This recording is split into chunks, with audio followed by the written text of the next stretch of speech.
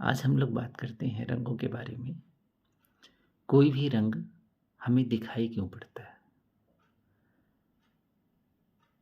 रंग प्रकाश का गुण है।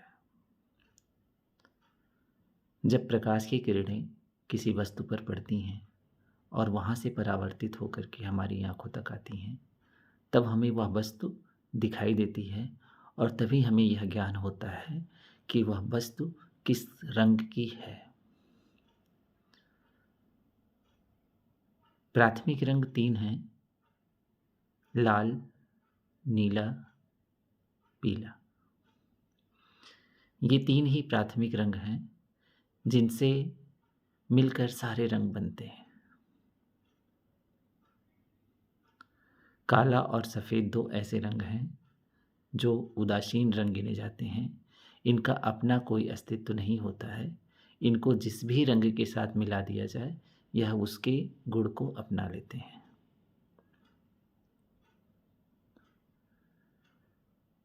इसी तरह से जो प्राथमिक रंग हैं, इनके 2 प्राथमिक रंगों को मिलाने से जो रंग बनता है, वह द्वितीयक रंग होता है।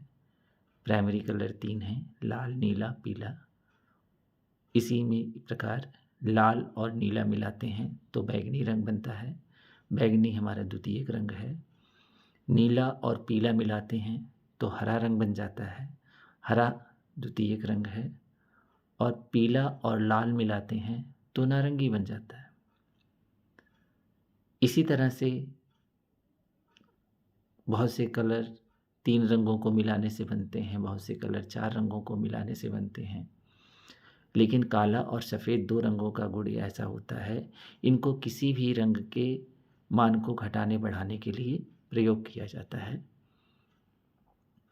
काला मिलाएंगे अगर उसी रंग में तो वह रंग और गाढ़ा होता जाता है, और किसी भी रंग में अगर सफ़ेद मिलाते जाते हैं तो वह रंग और हल्का होता जाता है।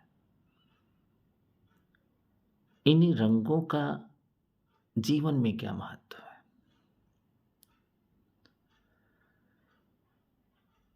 ये प्रैक्टिकल की बात है, ध्यान देने की बात है।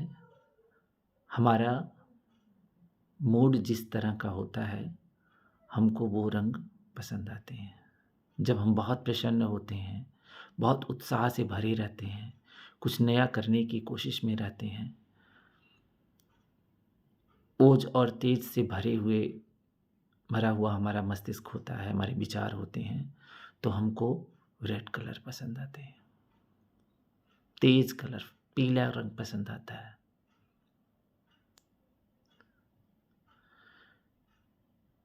जब हम खुश होते हैं, शांत वातावरण में खुश होकर के एकदम मन मेरा शांत रहता है, तो आपको हरे रंग की चीज़ें पसंद आएँगी। ये आपके मस्तिष्क पे के ऊपर है। आपके मन में जैसे विचारधाराएँ चलती रहेंगी, आपको उस समय उस तरह के रंग पसंद आएँगे, वो आपको अपनी तरफ आकर्षित करेंगे।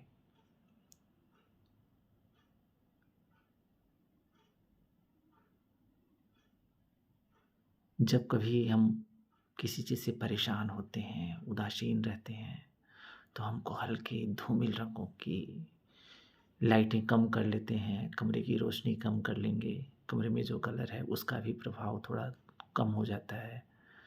क्योंकि अगर उस समय हम तेज़ चीज़ों को दिखाएँ तो हमारा मन विचलित होता है। मन पर सीधा असर पड़ता है रंगों का।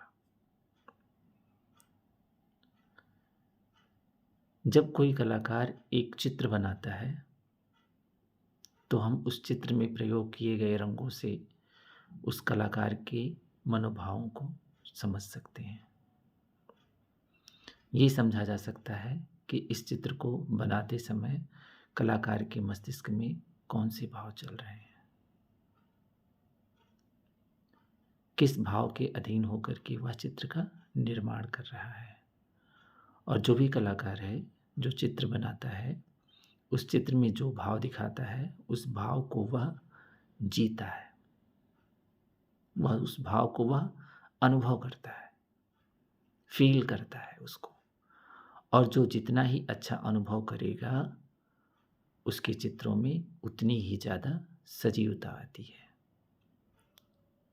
इसी तरह से सामाजिक जीवन में भी हम समाज के जिस पक्ष को लेकर के ज़्यादा संजीदा होते हैं, हम उसमें बेहतर करने की कोशिश करते हैं। उसका प्रभाव हमारे मस्तिष्क पर पड़ता है। हम उस काम को करने जाते हैं, तो उसको जीते हैं, उसको अनुभव करते हैं। तभी एक अच्छा दृष्टिकोण दे पाते हैं किसी भी काम को। उस काम को पूरा करने के लिए हम प्रयास करते हैं, अंजाम तक पहुंचाते हैं।